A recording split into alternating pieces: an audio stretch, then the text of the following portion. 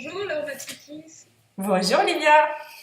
On va pouvoir réaliser une interview donc, sur le développement des Oui. entrepreneurs que tu accompagnes. Tu accompagnes depuis plusieurs années des entrepreneurs. D'ailleurs, ça serait bien peut-être que tu reviennes un petit peu sur ton parcours avant justement d'accompagner des entrepreneurs. Par quel passage toi-même tu es passé avant de devenir Oui. toi-même, entrepreneur et à ton compte? Je pense, un parcours un peu atypique. J'ai d'abord bossé pour les grosses boîtes de conseil en finance et puis j'ai décidé de tout arrêter et d'écrire une thèse et de devenir prof. Donc je suis devenue prof aux US et en Asie. Je suis toujours prof d'ailleurs et puis euh, Quoi? T'es prof de de quoi? finance, pardon, dans les écoles de commerce, dans les universités, aux États-Unis et en France aussi. Et j'ai décidé de monter ma boîte pour aider les entrepreneurs, justement dans le domaine financier et stratégique, parce que j'ai vraiment découvert qu'il y avait un gros besoin à ce niveau-là. Et la finance et la stratégie sont deux matières qui doivent être au service de l'entrepreneur, au service de l'entreprise. Donc, c'est des matières vivantes, hein, j'ai envie de dire. Donc, être juste prof, ça ne me convenait pas. Donc, voilà. Et je suis entrepreneur depuis maintenant 5 ans, avec beaucoup de bonheur et de passion. Ouais.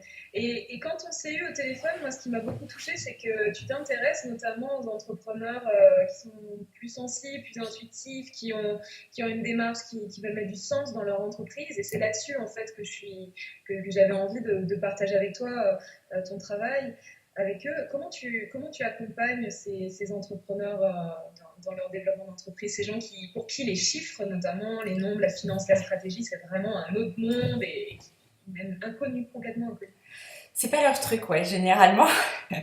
Alors, j'aime beaucoup accompagner ces entrepreneurs-là, je pense probablement parce que moi-même, j'ai envie de donner du sens à mon entreprise, donc ça fait écho.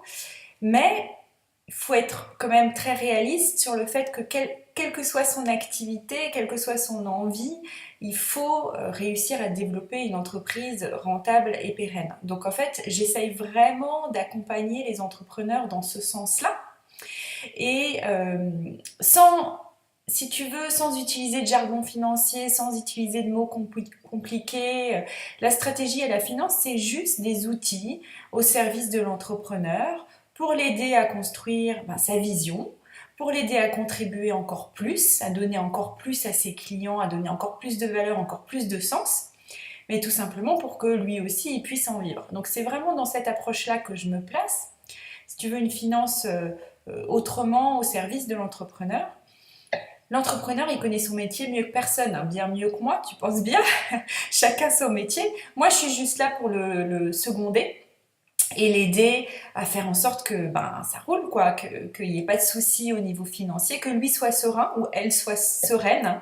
Parce que finalement, pour réaliser des choses, pour construire quelque chose, il faut soi-même être serein, soi-même avoir tout ce qu'il nous faut dans la vie hein, pour donner aux autres. Je pense que c'est un peu ça. Et c'est ça que je veux faire. Donc c'est vraiment utiliser la finance pour l'entrepreneur et pas dans l'autre sens. Et très simplement, par des outils très simples, par des mots très simples, parce qu'en fait la finance c'est très simple et c'est très intuitif. Et on va revenir un petit peu plus dans le détail dans ta manière d'accompagner, mais je voulais que parce que tu m'as dit quelque chose en off tout à Oui, l'heure, tu m'as dit voilà que effectivement normalement tu travailles avec des entrepreneurs qui sont peut-être un peu avancés, oui, mais que depuis un an tu accompagnes en fait finalement d'autres types d'entrepreneurs qui sont plus dans un lancement ou dans une mise en route. Et oui. tu m'as partagé quelque chose qui était au téléphone ou quand tu travailles avec eux, quelqu'un qui t'a partagé, mais au bout de 5 ans, c'est normal si je ne me verse pas de salaire. Est-ce que tu pourrais m'en dire plus sur les Ouais. constats auquel tu es arrivé depuis un an en travaillant avec des entrepreneurs qui sont peut-être moins avancés ou qui. Voilà. Ouais. Alors déjà, si je travaille avec des entrepreneurs moins avancés, c'est que je me suis vraiment rendu compte qu'il y avait un besoin. Que la finance, c'était quelque chose qui n'était pas du tout acquis ou pas du tout connu, ou même, comme tu disais, on ne se pose pas la question, en fait. Euh, et donc, il arrive des choses incroyables, comme effectivement de l'histoire de cette personne qui me dit est-ce que c'est normal au bout de 5 ans de ne pas se verser un salaire? Ce n'est pas normal. Un entrepreneur doit vivre de son activité, sinon ça ne marche pas en fait. On va finir par s'essouffler, on va finir par se démotiver, on va finir par pas pouvoir donner à nos clients ce qu'on veut. Donc, il y a des choses simples à mettre en place dès le début, et c'est pour ça que je travaille avec ces entrepreneurs-là, pour avoir déjà, avoir en tête qu'il faut avoir une entreprise qui permette de nous payer, nous, entrepreneurs, c'est déjà énorme. Commencer à créer son entreprise en se disant oui, je veux contribuer à donner quelque chose à mes clients et en même temps, je veux me respecter moi et me payer parce que je travaille beaucoup, c'est déjà énorme. C'est déjà ça, et ça, ça s'appelle avoir une entreprise rentable en fait. Une entreprise qui permet de te payer toi et payer toutes les charges, c'est une entreprise rentable. Donc déjà, commencer son entreprise avec cette idée en tête, c'est déjà, j'ai remarqué, un truc incroyable pour la plupart des entrepreneurs alors que ça devrait être un fait établi d'après moi. Oui, les entrepreneurs se disent, bah, c'est normal si je n'arrive pas à me payer, c'est normal si... Mais je fais ce que j'aime, C'est c'est le contre. ça. Donc c'est bon, donc je prends sur moi, je fais ce que j'aime, donc je peux pas tout avoir parce qu'en France on a cette idée préconçue qu'en fait on peut pas tout avoir. Euh, que c'est normal que si un entrepreneur peut pas se payer, c'est normal s'il a trop de charges sociales, c'est normal parce qu'on entend aussi un peu ça, tu vois, dans le monde de l'entrepreneuriat. Mais en fait, c'est pas normal. C'est pas normal, on doit pouvoir se payer, peut-être pas directement la première année, hein, il faut être complètement honnête, la première année on investit dans son entreprise, on investit pour se faire connaître, mais après à un moment donné, on travaille beaucoup, on donne beaucoup, c'est normal qu'on puisse se payer. Ok. Et donc, du coup, comment Quels sont mes outils? ne livre pas tous tes outils, bien sûr, mais et explique-nous comment, voilà, comment ça se passe. Alors je pense que c'est très rigolo parce que le premier exercice que je fais avec ces entrepreneurs dans leur début de leur activité, je leur dis mais comment le flux d'argent circule dans votre entreprise? Dites-moi, est-ce que vous savez comment l'argent rentre dans votre entreprise et comment l'argent sort en fait? Et qu'est-ce qui reste à la fin? Là, c'est vrai que généralement j'ai un grand blanc. Et pourtant, et pourtant, c'est ça la création de valeur. La création de valeur, c'est comment l'argent circule dans ton entreprise. Comment tu t'en fais en fait. C'est pas simplement les services que tu donnes à tes clients, c'est comment l'argent rentre, c'est comment l'argent sort et qu'est-ce qui te reste à la fin pour toi et pour réinvestir, pour développer dans ton entreprise. Si tu as une vision, si tu as une idée que tu vas aider un maximum de personnes dans le monde, ça veut dire que tu veux faire grandir ton entreprise, ça veut dire que tu veux te faire connaître. Ça veut dire quoi? Ça veut dire que quelque part, tu as besoin de créer de la valeur pour réinvestir, pour en remettre dans ton entreprise et faire en sorte qu'elle soit de plus en plus grande. Donc la première question qu'il faudrait se poser, c'est toujours finalement comment l'argent circule dans mon entreprise et déjà est-ce qu'il circule correctement? Ou est-ce qu'il fait que sortir? Ou est-ce qu'il fait que rentrer sans que j'investisse jamais ni en moi, ni en, tu vois, ni en son développement? C'est déjà ça, c'est déjà une super bonne question. Si même dès le début, si on se dit je vais suivre l'argent dans mon entreprise, ça donne des informations incroyables. Dès le début, on pose les choses, comment l'argent rentre, comment l'argent sort. Ça donne des informations pour en faire plus et en faire mieux aussi. Et si les nombres, c'est vraiment pas, si les chiffres, c'est vraiment pas sa tasse de thé, tu rencontres des gens comme ça qui Ouais. arrivent quand même, malgré le fait que c'est vraiment pas quelque chose avec lequel ils sont à l'aise, qui arrivent à sortir de cette difficulté et puis petit à petit à mettre en place des stratégies viables, à se payer, etc. Et puis à ce que ça devienne finalement un jeu. En fait, j'ai que ça, hein. J'ai que des entrepreneurs qui aiment pas les chiffres, hein, qui arrivent vers moi et qui me disent ah, non, mais c'est vraiment pas mon truc, Laure. Moi, je comprends ce que tu fais, mais c'est vraiment pas mon truc. J'ai que ça. Et en fait, si tu veux, quand je leur explique ce que ça peut leur apporter pour leur entreprise, comment ils peuvent créer plus de valeur pour leurs clients, comment ils peuvent avoir une vie plus équilibrée, comment, tu vois, on reste dans cette idée de, on voit l'objectif c'est leur vision. Franchement, mes entrepreneurs, mes clients, c'est des entrepreneurs qui sont visionnaires, qui partagent des valeurs qui sont très importantes pour moi aussi, le respect, la bienveillance, etc. Mais ils ont cette vision en tête. Et cette vision-là, elle est plus forte que tout. Donc quelque part, quand je leur dis, si vous voulez construire votre vision, il va falloir s'y mettre parce que c'est le seul moyen. Et vraiment, je le souligne, hein, ça fait 16 ans que je travaille auprès des entreprises. Alors, ça fait que 5 ans que moi-même je suis entrepreneur, mais j'ai toujours accompagné les entreprises depuis 16 ans. Je n'ai jamais vu une entreprise qui a réussi ou un entrepreneur qui a réussi à construire sa vision sans passer par là. Donc, donc ce que je dis, c'est si vous voulez vraiment y arriver, sur le long terme, quelque chose qui se réalise vos rêves, et ben, il va falloir passer par là. Et généralement, ça suffit. comme incitation. Et l'autre chose, c'est que c'est leurs chiffres en fait. Tu vois, on ne parle pas de chiffres lambda, c'est leurs chiffres. Ça devient un jeu pour eux, ils adorent après regarder leurs chiffres. Parce que c'est eux qui font l'argent, c'est eux qui font sortir l'argent et qui font rentrer l'argent. Donc ils maîtrisent en fait tout. Ils ont juste besoin d'un petit coup de pouce, tu vois. Mais Donc, c'est à eux, c'est leur création de valeur. Donc quand ils se rendent compte ce qu'ils créent, on traduit juste leur création en termes de chiffres et ils ont envie de le prendre en main et il n'y a aucun souci.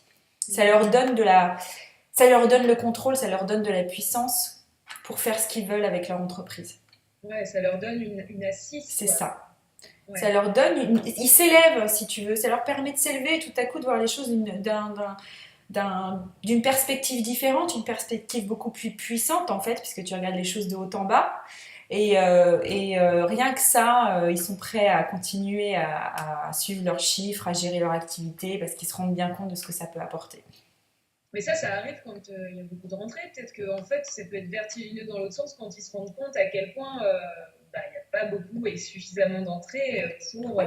Ça donne un petit coup de un petit coup de boost, tu vois. Généralement, c'est ok, maintenant je sais ce que je dois faire. Je me rends compte qu'il faut que j'y aille, il faut que j'ai besoin de plus d'entrées là, parce que sinon ça va pas marcher. Je vais jamais pouvoir me payer un salaire, je vais jamais pouvoir investir, me créer un nouveau site internet, développer une formation en ligne, enfin tu vois. Il faut que j'y aille, et ben ils y vont. Ou il faut que j'augmente mes tarifs, et ben ils y vont. Tu vois, c'est une façon très rationnelle de voir le chemin et de dire ok, j'ai compris maintenant, il faut que j'y aille pour y arriver quoi. Ça Oui, donne c'est un... ça. Et puis, il y a beaucoup aussi un manque de légitimité sur le prix des prestations. On va se comparer aux autres pour fixer son prix, ce qui n'est pas une bonne chose. Il faut partir de ses besoins, en fait, les besoins de son entreprise pour fixer le prix et le tarif, en fait, d'une prestation. Et du coup, ça doit débloquer Ça des freins débloque, relatifs à ouais. l'argent. Sans travailler je travaille pas spécifiquement sur la confiance, etc. Mais en fait, de voir les choses, tu vois, tellement clairement avec les chiffres. Ouais. Généralement, 90% du temps, mes clients, ils sont là, bah oui, maintenant c'est clair, je vais y aller et je sais pourquoi j'y vais en fait. Je C'est sais ça. pourquoi j'y vais. Je Ouais, sais pourquoi je demande ce prix-là, je c'est sais ça, pourquoi j'y vais, je sais. Et donc, du coup, on n'est plus à faire les choses à moitié. Et exactement. on voit aussi une autre énergie, on envoie une autre image aussi. On est plus sûr de soi hein, quand on maîtrise tout ce qui se passe dans sa boîte. On est plus sûr de soi, hein, ça c'est sûr. On change de posture. Moi, je vois mes clients changer de posture en fait. Ils passent de la posture de expert ou accompagnateur ou formateur ou thérapeute à la posture de chef d'entreprise. En Mm. respectant leurs valeurs, hein, tu vois, il n'y a pas de souci là-dessus, mais c'est juste une question de changement de posture. Et tu changes ta posture et ça change vraiment beaucoup de choses dans ton entreprise en fait. Mais d'ailleurs, bon, j'aimerais quand même aborder la notion de l'argent. Ouais, Voilà. Le mot argent ou tout ce qu'on a derrière comme a priori ou comme une mauvaise ouais. image par rapport à l'argent. Parce que du coup, on est là, mais en fait, ça veut dire qu'il faut que je gagne plus d'argent, mais ça n'a pas de sens pour moi parce que faire plus d'argent, finalement, C'est ça mal, signifie. Oui, voilà. c'est mal. Ou je fais partie des mauvais de ce Ouais, monde. Enfin, voilà, je ne sais ouais. pas quelle image on peut associer à l'argent, mais je pense Il qu'on y peut en a. en trouver des tas. Et du coup, est-ce que tu travailles justement sur cette mauvaise image ou qu'est-ce que tu penses d'où ça vient, cette image sale qu'on peut avoir de l'argent ou du fait que gagner beaucoup d'argent on n'est pas forcément quelqu'un de bien quand on gagne beaucoup d'argent. Enfin voilà, il y a tous ces a priori derrière. Pour être honnête, c'est très français. Hein. Pour avoir vécu sur 3 continents, cette histoire de l'argent c'est mal, où on n'en parle pas. Disons, waouh, Oui, c'est caché, c'est mal. C'est très français. Enfin, j'ai pas vécu ça en Asie, ou je vis pas ça aux États-Unis. Donc, je me suis un peu détachée de ça, pour être honnête. Après, la finance a aussi, exactement comme l'argent, mauvaise réputation. Si tu veux, les financiers, ils sont mauvais. Mais comme dit, la finance, elle est là pour aider les entrepreneurs, d'après moi, hein, bien sûr. elle devrait être au service des Elle devrait entrepreneurs. être au service de l'entrepreneur. Moi, je me suis détachée de ces mal parce que il faut être complètement conscient du fait que si on veut aller contre le système ou si on veut changer les choses, on a quand même besoin de l'argent. On a besoin de l'argent pour se faire connaître, pour développer, pour avoir de l'impact dans la société. Euh, si on veut que sa voix soit entendue, soit portée par plusieurs, eh bien, on a besoin d'investir. Investir, ça veut dire investir de l'argent aussi. Donc finalement, l'argent, on peut faire des choses super bien avec l'argent.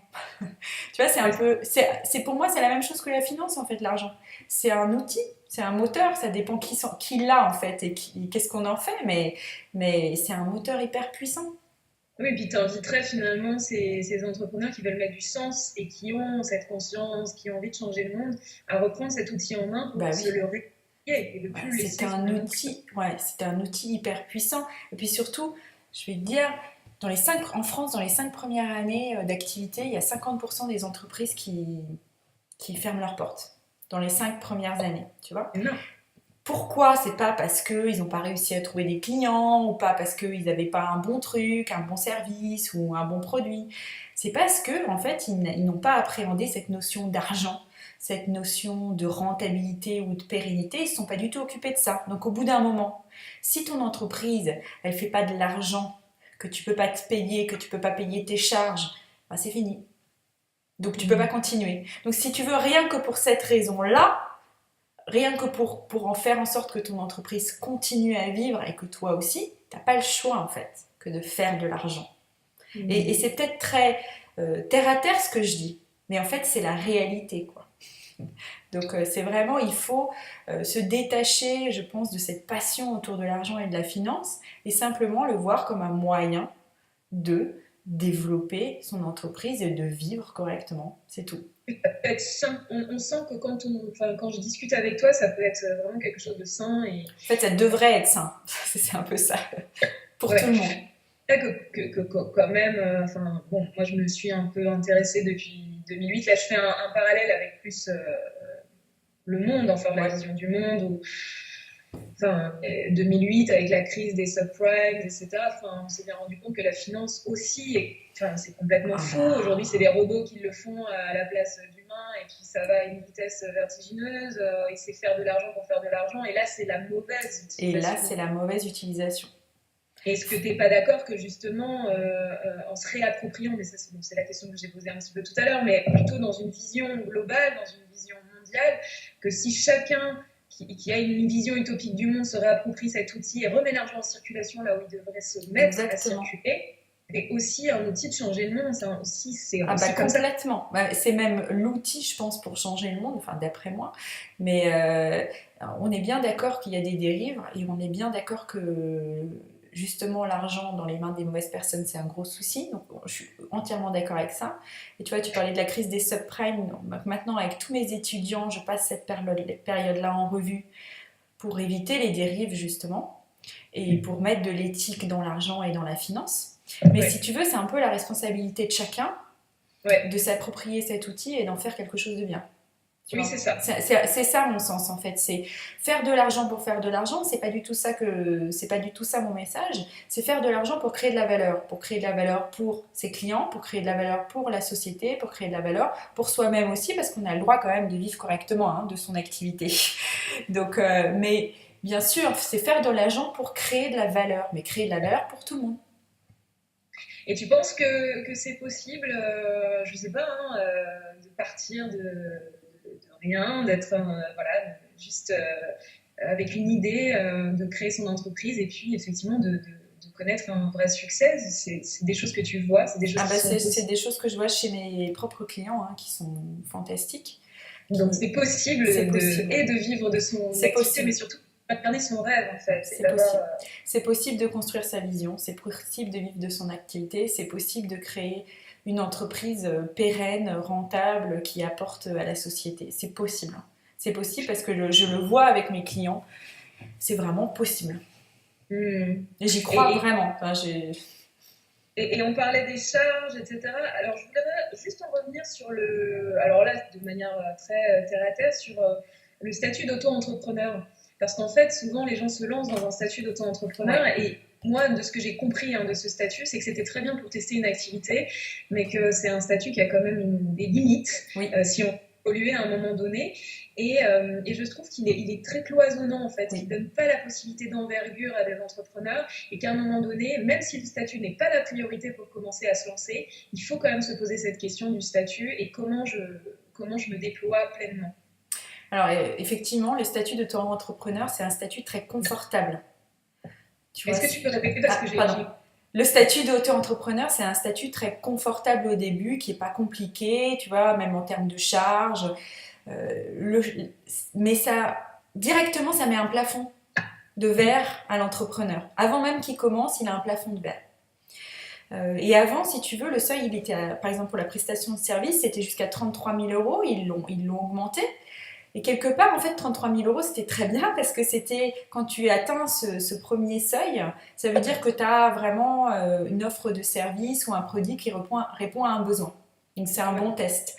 Là, maintenant, en fait, on emmène les entrepreneurs encore plus loin, mais à aucun moment, même par design, ce statut, à aucun moment, les entrepreneurs se posent la question sur la circulation de l'argent parce qu'ils ne regardent jamais leur sortie, ils n'en ont pas besoin. À aucun moment, ils essayent de voir plus loin parce que dès le début, on leur dit c'est ça la limite. Donc, ils essayent de ne pas dépasser. Tu vois, ça les bride pour moi. C'est un statut qui bride l'entrepreneur en fait, dès le début. Dès le début, parce que bah non, je vais pas faire plus, parce que si je fais plus, je vais payer trop de charges, trop de ci, trop de ça. Bon, ok. Donc, quelque part, dès le début, leurs actions sont finalement mal orientés parce qu'ils ont ce plafond, parce qu'ils ont ces idées et parce qu'en fait ils ne se comportent pas comme chef d'entreprise non plus. Parce que l'auto-entrepreneur, c'est clairement un statut qui dit bon bah t'as rien à faire du tout, hein, rien. T'as jamais à prendre la posture de chef d'entreprise, t'as juste à nous dire combien t'as fait de chiffre d'affaires et c'est bon. Ça veut dire ne jamais en fait adopter sa casquette de chef d'entreprise en fait. Oui. Et ça me paraît un peu limitant pour l'entrepreneur qu'on cantonne à un rôle d'expert, à un rôle de formateur, à un rôle de thérapeute, sans jamais lui dire mais t'as tous les droits quoi, toi c'est ton entreprise, t'as tous les droits de la construire comme tu veux, tu fais ce que tu veux avec et tu devrais être chef d'entreprise. Et auto-entrepreneur, c'est vraiment le terme déjà, auto-entrepreneur.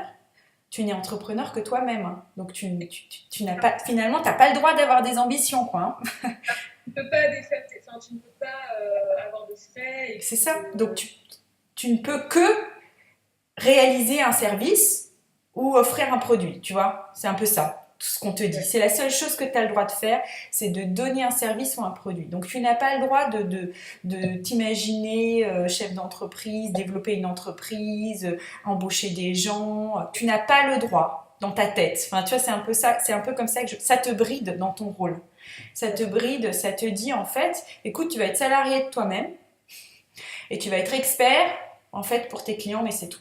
Pour moi, c'est ça. Et c'est notamment un rôle très enfermant, surtout quand on est tout seul auto-entrepreneur et face à des entreprises, là pour le coup, qui ne vous embauchent plus comme un salarié, mais qui vous prennent en auto-entreprise, qui vous payent le même prix. Mais derrière, il faut penser à tout ce qu'il va falloir payer avec le même prix que l'entreprise elle, vous a payé. Et donc derrière, eh ben, on a enfin, du coup, sa mutuelle, tout ce qu'on va devoir accumuler aussi pour, je sais pas, pour sa retraite ou pour si à un moment donné ça va pas et qu'on n'a pas le chômage non plus quand on est auto-entrepreneur. Donc il faut pouvoir mettre de côté. Donc finalement, on se retrouve en fait dans une situation où on vit plus mal à son compte. En fait, on devient salarié sans les avantages d'être salarié. Donc, on a quitté l'entreprise souvent en créant son auto-entreprise pour avoir plus de liberté, etc. Et au final, moi, je trouve que c'est un peu un statut qui te met dans un rôle de salarié sans avoir aucun avantage du salariat. Donc, pas de congé payé, pas de chômage. Donc, c'est un rôle qui te cantonne dans un nouveau statut assez précaire au final. Précaire, très précaire. Voilà, bon, c'était juste pour faire un petit aparté sur ce statut-là où effectivement tu partages visiblement la même vision que moi. Donc à un moment donné, il faut... Après, je vais être très honnête, pour commencer, ça peut être un super test. Hein. Pendant 6 mois, tu fais ça, c'est super, c'est un super test. Hein. Oui, 1 an ou 2, tu vois si ça fonctionne et très vite Donc, à un moment donné, voilà, il faut regarder toutes ces petites choses. Et c'est ce qu'on ne fait pas, en fait, quand on se lance. voilà, on a Il une faut idée. regarder plus loin en fait. Il faut Ouais, sortir de demain, tu vois. Faut sortir de l'horizon de demain. Il faut pas brider sa vision. Ta vision, tu as souvent un truc à 20 ans. C'est pas facile de l'assumer, mais il faut l'assumer quoi. Faut y aller. et donc, toi, tu accompagnes sur combien de temps des entrepreneurs comme ça? C'est quelque chose qui prend du temps, c'est quelque chose Ouais. qui dure sur plusieurs mois? C'est sur plusieurs mois. Pour les entrepreneurs qui sont dans les premières années d'activité, là, on travaille sur 2 mois, j'ai un nouveau programme, et sinon, pour les entrepreneurs après 3-4 ans, je travaille au minimum 6 mois à leur côté, justement, Ouais. si tu veux, pour sécuriser leur entreprise, pour structurer, pour les aider à investir correctement dans le développement. Donc, on est quand même dans les 6-7 mois. Et puis, je peux continuer à travailler sur plusieurs années, mais ouais, ça c'est un travail Minimum. en partenariat, en profondeur. Ouais, super. Et ça les sécurise et ça les rassure d'avoir quelqu'un C'est ça. derrière qui leur donne, ouais, qui Parce leur qu'on se permet de sent prendre seul, hein. On se sent seul hein, quand on est entrepreneur. Enfin, je sais pas toi, mais les, déci- les, déci- les on peut sentir. décisions, on doit les prendre tout seul. Bah, c'est quand même sympa de ne pas être tout seul des fois. C'est ça.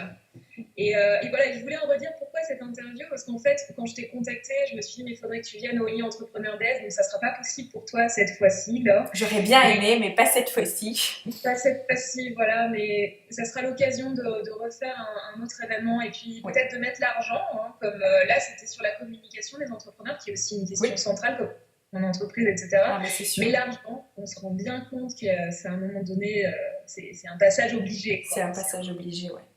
Donc La peut-être. relation, la relation à l'argent et donc pour ma part plutôt les finances de l'entreprise, tous ces aspects-là, c'est juste un passage obligé et c'est pas mal, c'est pas noir, c'est pas nébuleux, c'est juste une aide pour construire Ouais. sa vision. Voilà. Bon, ben, franchement, juste d'en avoir parlé comme ça aussi simplement avec toi, déjà, ça me fait peut-être un peu moins peur, parce que J'espère. Si j'ai pu transmettre juste ce message-là, eh ben, c'est déjà super.